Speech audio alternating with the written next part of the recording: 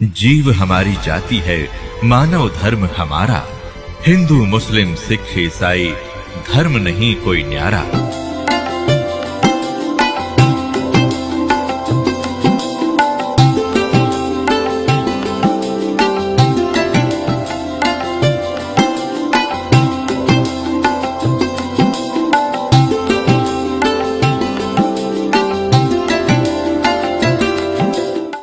तो परमात्मा ने कहा था कि सकल सृष्टि प्रवानिक होई, काल फंद छूटे नरलोई। काल का जो बंधन है कर्मों से बांध रखा इसने, और ये सब छूटेगा और सारी सृष्टि उपदेशी होगी। कलयुग बीते 5500 पाचा। धर्मदास जी से कहा था कि कलयुग बीते 5500 पाचा, तब ये वचन मेरा होगा सच्चा। आज से 600 वर्ष पहले मालिक ने ये कहा था कि पूरा विश्व मेरी भक्ति करा करेगा कबीर की, और सभी उस सतलोक के परमेश्वर के उस परम पद के जानकार होंगे, सबको ज्ञान हो जाएगा उस परम पुरुष के उस पद का। जो गीता अध्याय नंबर 18 के श्लोक नंबर 62 में कहा कि अर्जुन तू सर्वभाव से उस परमेश्वर की शरण में जा, उसकी कृपा से ही तू परम शांति को और सनातन यानी शाश्वत स्थान को प्राप्त होगा। गीता अध्याय नंबर 15 के श्लोक नंबर 4 में कहा कि तत्वदर्शी संत की प्राप्ति के उपरांत यानी तत्व ज्ञान से परिचित होने के उपरांत परमेश्वर के उस परम पद की खोज करनी चाहिए, जहाँ जाने के बाद साधक फिर लौटकर कभी संसार में नहीं आते।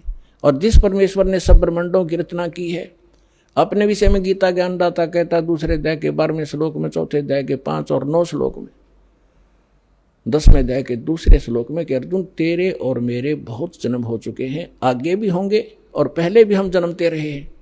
इसलिए वो कहता अर्जुन तू सर्वभाव से उस परमेश्वर की शरण में जा, जिसकी कृपा से तू परम शांति को सनातन परम धाम को प्राप्त होगा।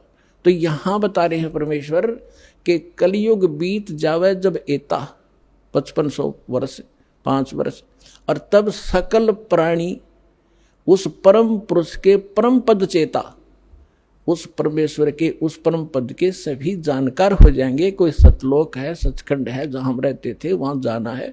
तो जहां आशा ताबाशा हुई, मन कर्म वचन सुमरियो सोई।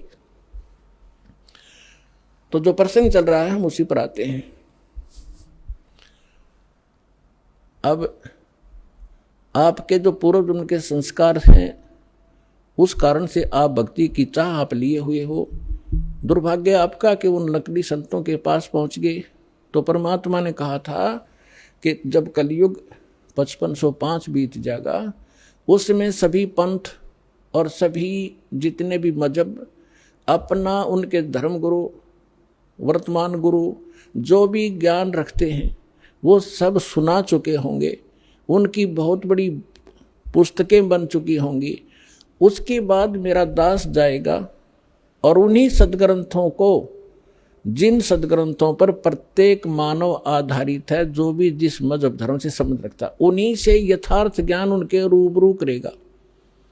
उसके लिए परमात्मा ने सबसे पहले आपको ये इंस्ट्रूमेंट बनवाए, प्रोजेक्टर बनवाए, टीवी चैनल बनवाए। दास आपको तो अब समझ में आएगी कि ये क्या हो रहा है, और आपको इतना तो ज्ञान है कि आज से 10-12 वर्ष पहले इनका नामो निशान नहीं था, और पीछे जाओगे तो किधर सोच भी नहीं थी कि ये ऐसे इंस्ट्रूमेंट बनेंगे। यदि मानव बना सकता तो बहुत पहले बना लेता इसको। ये परमात्मा का दिया हुआ ज्ञान बुद्धि है, पूरा विश्व उसके बालक हैं।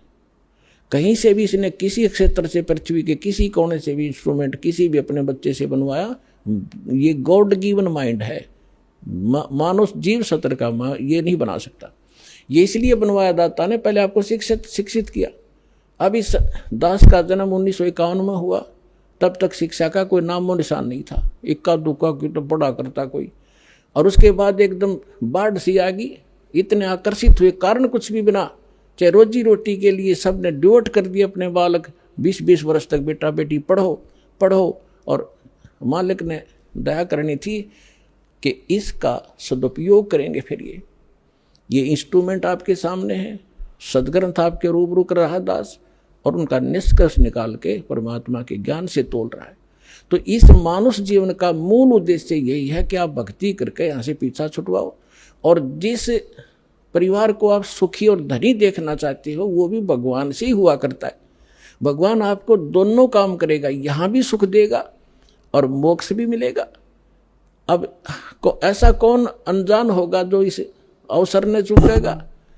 अब सभी इस बात को स्वीकार करेंगे। तो प्रसंग अब चल रहा था कि हम जब सतलोक से आए, हम धनी थे भक्ति के। इस काल भगवान ने अपने ऊपर रेस्टोरेंट बना रखे हैं, स्वर्ग महास्वर्ग। प्रत्येक जो भी देव है उन देवों के अपने लोक हैं अलग से, जैसे विष्णु लोक, शिव जी का लोक, ब्रह्मा जी का लोक और गणेश जी का लोक, ऐसे। तो वहाँ इन्होंने अपने रेस्टोरेंट बना रखे हैं। वहाँ जो विष्णु जी का पुजारी वहाँ जाएगा, उसने जितने पुण्य किए हैं, भक्ति की है भगवान की, तो उसका टैक्स लेगा वो उस रेस्टोरेंट में 10%, किसी ने 20% उसकी पुण्य कमाई से, और वहाँ सब सुविधाएं उनको देंगे जैसे होटल में होता है। पैसे उसी के होंगे, खर्च पुण्य उसी के होंगे। उन पुण्यों से भी 10-20% वो ये देवता हम आपसे टैक्स लिया करते हैं। और जब आपकी वहाँ पूंजी समाप्त हो जाएगी, पुण्य समाप्त होती है, आपको 84 लाख योनियों में गधे कुत्ते जो भी संस्कार वश है वहाँ भेज दिया जाएगा। आप सुन रहे थे जगत गुरु तत्वदर्शी संत रामपाल जी महाराज जी के मंगल प्रवचन। अधिक जानकारी के लिए विजिट कीजिए हमारी वेबसाइट www.jagatgururampalji.org। संत रामपाल जी महाराज जी के शुभ आशीर्वाद से पूरे विश्व भर में 500 से भी ज्यादा नाम दीक्षा केंद्र हैं, जिन पर संत रामपाल जी महाराज जी द्वारा ऑनलाइन निशुल्क नाम दीक्षा दी जा रही है। अपने नजदीकी नाम दीक्षा केंद्र का पता करने के लिए संपर्क करें 8222880541।